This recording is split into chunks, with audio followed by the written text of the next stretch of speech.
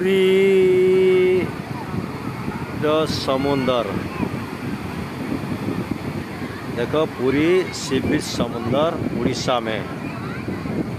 जिसको समुंदर में नहाना है आ जाओ, नहाना है नहा लो, फोटो भी खींचना है।